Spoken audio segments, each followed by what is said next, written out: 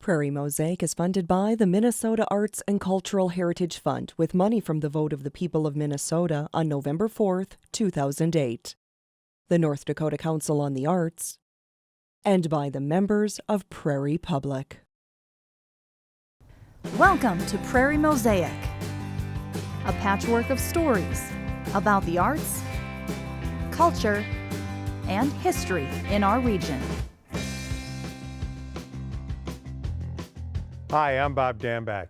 And I'm Barb Gravel. On this edition, we'll make sausage in German-Russian country, meet an abstract artist, recount the life of a famous Minnesota novelist, and listen to country music influenced by the rodeo.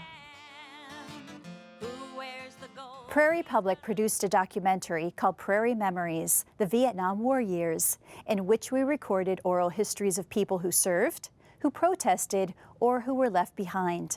Army infantry veteran Jim Winchesky recounts the struggles of living in the fields and serving at a fire base in the highlands of Vietnam. Hey, my name is Jim Winchesky. I live in Minot, North Dakota. I was in Vietnam from July of 1969 till July of 1970. I was with the infantry, and I got out as a Sergeant E5. I was drafted out of St. Cloud, Minnesota.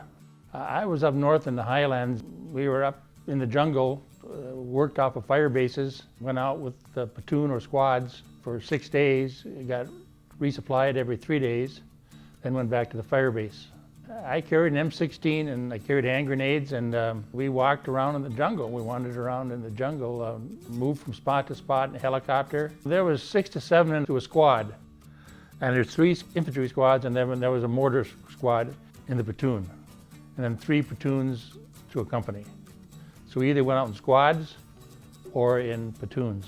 We worked out of fire bases, and fire bases had artillery. And we would, if we saw something we didn't like, we would radio in and call in artillery, half mile or quarter mile out, and then we would direct them which way we wanted them by where the shells landed. They don't make jokes, but they say in the military, you get 3 hots in a cot or 2 coals in a hole. Well, I had 2 coals in a hole. We slept, we had 2 ponchos, especially during the rainy season, and then we had a blanket, but it was the ground. I did get very good at Claymore Mine, so I slept pretty decent. I told my wife here a couple of years ago, and she's going to try and line up. I've always wanted to go ride another Huey. We always sat on those things with our feet hanging out, 2 of us on each side and 1 guy in the back. But she said, you know, back then you had 50-pound rucksack on your back, now you got 50 pounds in the front. I don't think you can stay in. She wasn't joking. Francis Meyer has run the Super Value grocery store in Zeeland, North Dakota for almost 30 years. In that time, he's perfected his unique sausage recipe, which he originally learned from his parents. My name is Francis Meyer, and we're in Zeeland, North Dakota. Back in 1988, we had a drought, and I was farming. It didn't look very good that year, so I figured, well, I think I'll try the grocery store business. We've been in here ever since last year, and we sold it to my niece and her husband. Started out as a kind of a small venture, and didn't think it was going to last that long, but it did. I mean, when people have to drive out of town for groceries or anything, your basic needs, it's pretty much the end. And my niece came along and says, hey, don't close it. We'll buy it from you guys. So they moved back from Bismarck and took over. And I told them, I'll keep on making a sausage and run the meat department for you, as long as you want me to. So that's what I do. We used to actually fight at home who got to stay home and help folks make sausage. Most of the time I got to do that. And I enjoyed it. I did. I like to watch my folks go around, do different things, and it kind of interested me. So I enjoyed making the sausage. All of our meat comes in federally inspected, and it's mostly pork and a little bit of beef. And then you cut it up, grind it, put your own seasonings in, whatever your heart desires, and you stuff it and smoke it. And hopefully it turns out to be good. Everybody's got different tastes. Everybody, no matter where you go to. This could use a little more of that, that could use a little bit more of that, but I used to try to stick with my guns and try to stay with what I like. And my mom always said, work like you're going to live forever, pray like you're going to die tomorrow. And that's pretty much the old German Russians. That's what they thought. Andrew Stark studied art at Minnesota State University, Moorhead. He's influenced by abstract expressionists, but as you'll see, he adds a unique, colorful, action-oriented, and realistic style to his paintings.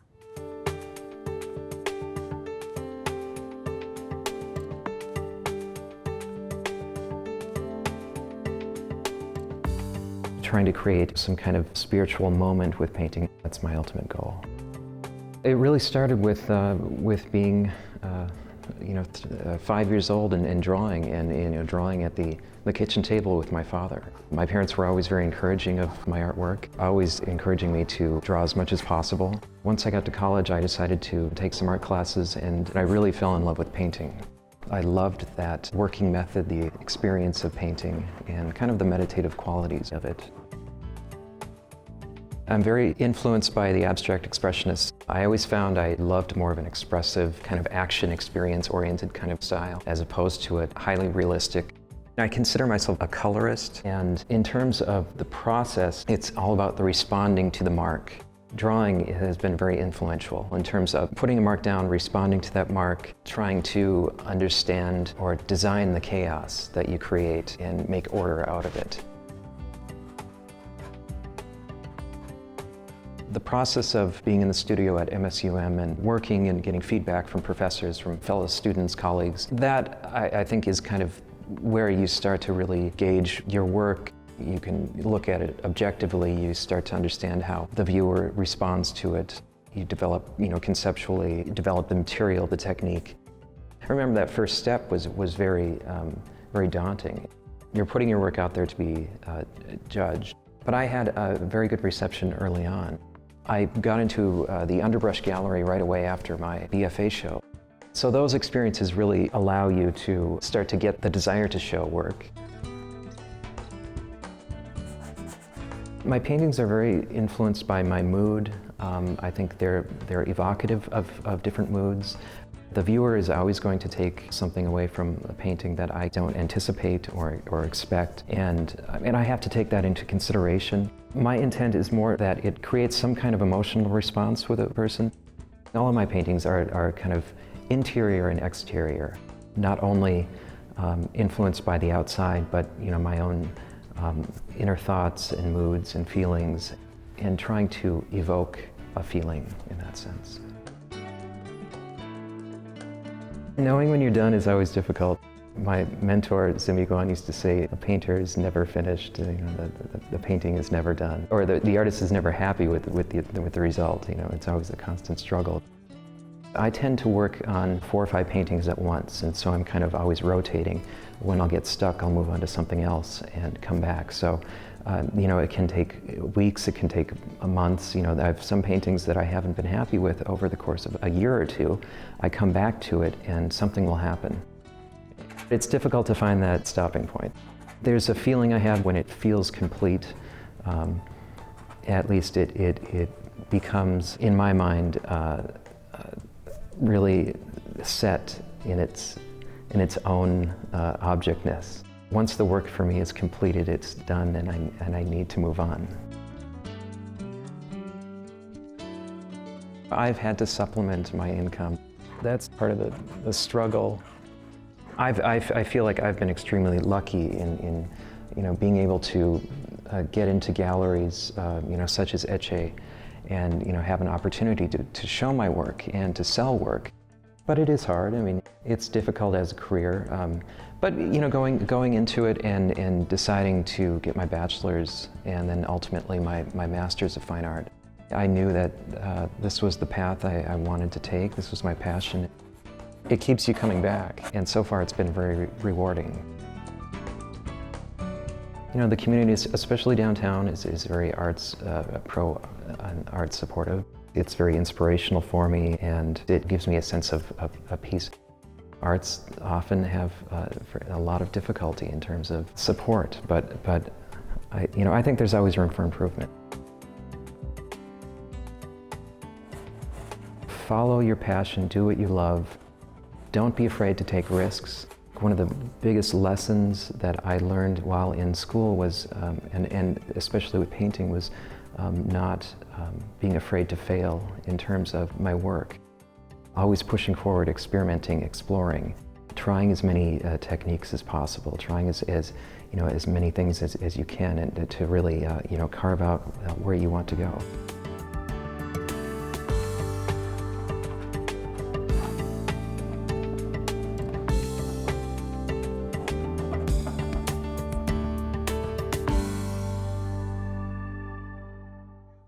The rolling plains of Sauk Centre, Minnesota became the launching pad of the most popular American writer of the Jazz Age, Sinclair Lewis. In 1920, America was rocked by the publication of Main Street. He was called the conscience of his generation, and his novels, which horrified the literary and political establishments, went on to become required reading in English classes for decades.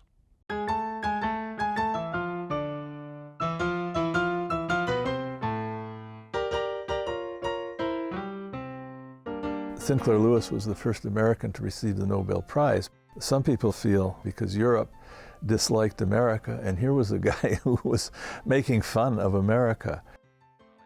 What's the matter? You wanted for murder? Worse than that. Worse than murder? It's a woman. He is the most noted Minnesota writer, certainly one of the most noted American writers, the first Nobel Prize winner. And for a while, probably the most popular writer in this country, in the early part of the 20th century anyway. He's essentially a storyteller, and a very good storyteller. In the early part of the 20th century, everyone knew who Sinclair Lewis was because he wrote so eloquently about what was going on in American society at the time. The rising middle class, American culture, all of the foibles. He was truly, I think, a visionary. All right, then. I always say business is business. That's the American way. Now, you boys. Oh, he had his finger on the pulse of the culture. He knew everything that was going on, mostly to satirize it, but also to people liked reading about what was going on, and Lewis certainly knew what was going on in this country. When I told my pals I was coming to Jesus, they laughed. Well, my favorite book is Elmer Gantry, and I just love the book. Maybe it's because of the movie with Burt Lancaster. I'm going to give you all the hell in the Bible, and if you don't like it, you better fix it up with the Lord, because the Lord put it there. For me, it was the historical reference, the impact of the evangelists of the time, like Amy Semple McPherson. Who is this Elmer Gantry? And the fact that he looked at that movement and found the human side to it. The fact that these religious reformers, like years later the televangelists, had feet of clay. In 1917, Mr. Gantry was expelled from a theological seminary in Kansas for seducing the deacon's daughter in the church where he had that day delivered a Christmas sermon. Babbitt, the same thing. And when the city buys a property, they got to buy it from us. Well, that doesn't sound exactly honest. I don't see why women can't understand the simplest business deal. Babbitt, which I take as truly a visionary work. Lewis looking at what was happening to American culture because of the automobile. Your wife wouldn't grudge me our friendship. Well, that would be too mean. Well, women are funny that way. Sometimes. What effect cars would have, what effect mass culture would have on this country. I think that in 1922, when Babbitt was published, Sinclair Lewis really saw far into the future the effects of this new invention, and not just the car, but the radio, the phonograph, and everything else that was happening in that age, to so transform it from what was essentially the Victorian era up, pushing up until the First World War.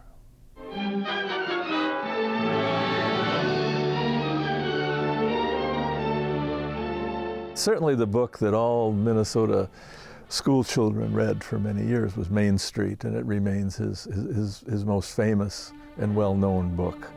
And that was an attack on the provincialism of small-town America, especially small-town Minnesota. Then you think as they do? Oh, no, darling, don't get me wrong. See, they're rather a conservative crowd. They're swell people, but just don't ever give them a chance to criticize you. Sauk Centre, his hometown where he grew up, which he called in his writing go for Prairie. The narrow-mindedness of the people, the total boredom of living in a place like that, the way that all culture seemed reduced to the lowest possible common denominator. All those things were certainly present in that book. Well, I guess it's you they resent. For what reason? Say, plenty of them. In the first place, you grabbed off the best bachelor in town. In the second place, you're a stranger, and they were just waiting for something to crack down on. And did you lead with your chin? Sinclair Lewis was, for a while, one of the best-known writers in this country and one of the most popular. His satire, especially, was what gave him stature. Don't you believe in goodness and decency? Holding people together? No. No, I only believe in love. I think a great deal of what he wrote about was tied to the 20s and 30s. This thing just about scares me to death. Every time this toaster jumps, I gets me a new gray hair.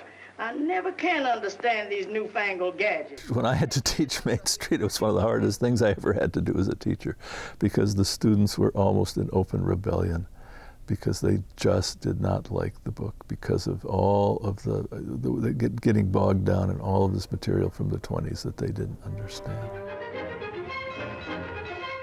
Lewis has really tended to fall out of the canon. He's no longer there with Fitzgerald and Hemingway and Faulkner.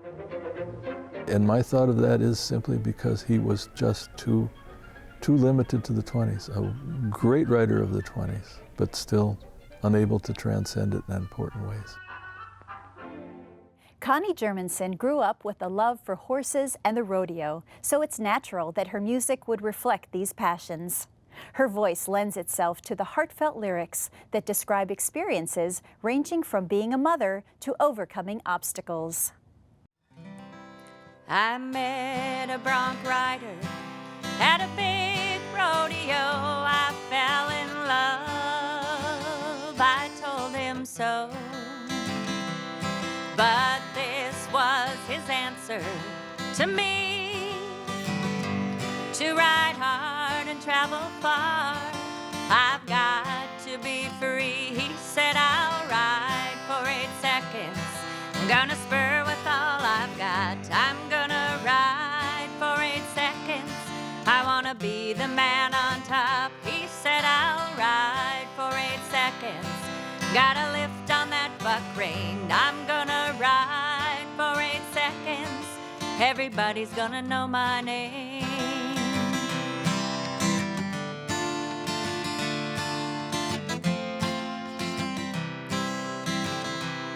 I've tried to move on, but it is hard.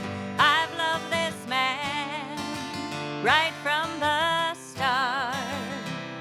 I watch him ride broncs at the rodeos. Oh, and yes, he's the man who wears the gold. He's gonna ride for 8 seconds, gonna spur with all he's got. He's gonna ride for 8 seconds, wants to be the man on top. He's gonna ride for 8 seconds, gotta lift on that buck rein. He's gonna ride for 8 seconds, everybody's gonna know his name. He's the saddle bronc champion of the world. Oh, if I could only be his girl. He's gonna ride for 8 seconds, gonna spur with all he's got. He's gonna ride for 8 seconds, wants to be the man on top. He's gonna ride for 8 seconds, gotta lift on that buck rein. He's gonna ride for 8 seconds, everybody's gonna know his name. Oh yes, he rides for 8 seconds, and everybody knows his name.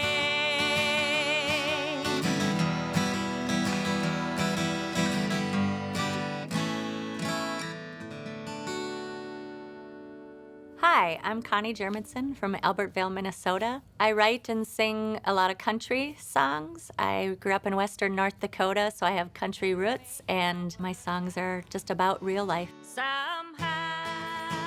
Somehow is just about sometimes things can get really tough and you got to deal with it. And writing music is kind of my therapy.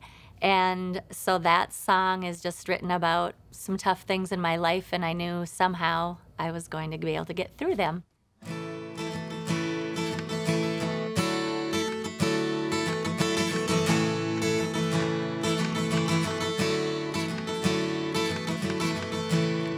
I have come to a crossroads in my life.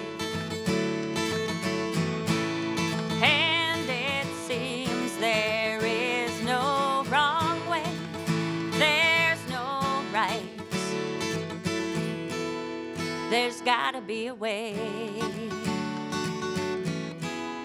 to make it all work out somehow.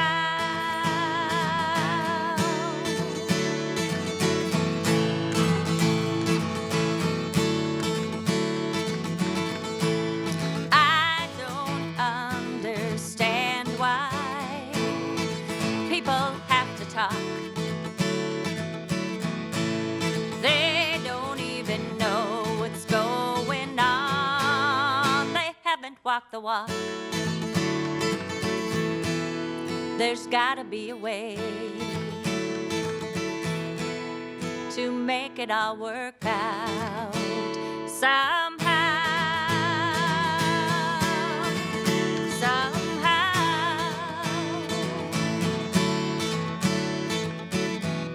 Somehow I will move on. Somehow I will find peace. Somehow I will let it go.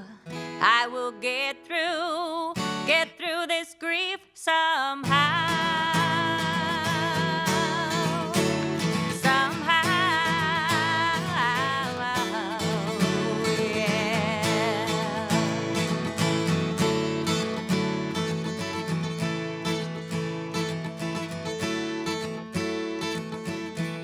Somehow I will move on. Somehow I will find peace. Somehow I will let it go. I will get through this grief somehow. Somehow.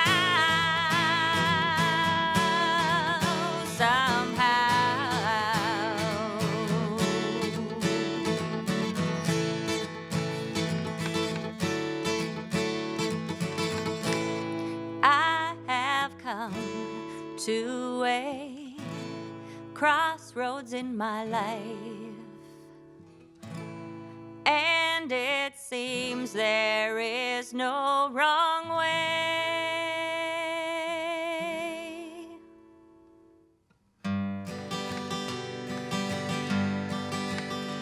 He's got no gold buckles, no trophies to show for the bulls and the broncs that he's rode.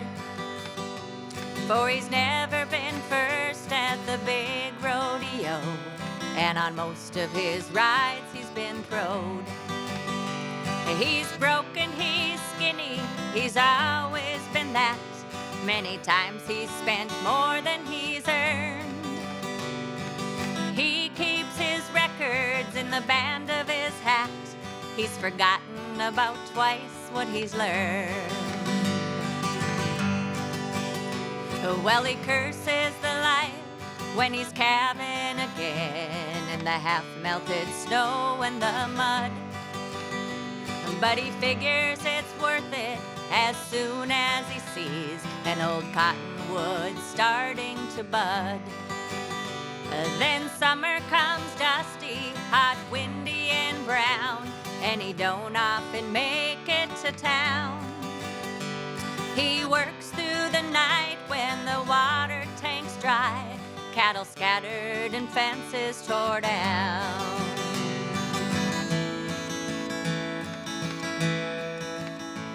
Well, he grins in October while riding the sweep as he feels the cool autumn wind blow.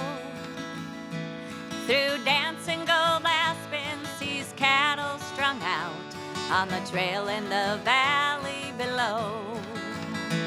He's a pretty good cowboy, he's had a good life, and he hopes he can ride till he dies. He's wealthy in friends and memories, and the stars in the high desert skies. He's a pretty good cowboy, he ain't great or famous, just glad he ain't riding a death. No walls to corral him, just mountains and pines, and the sage-covered hills of the West.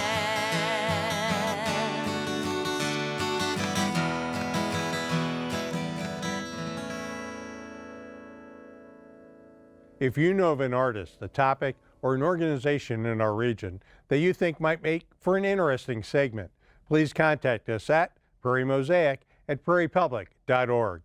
I'm Bob Dambach. And I'm Barb Gravel. Thank you for joining us for this edition of Prairie Mosaic.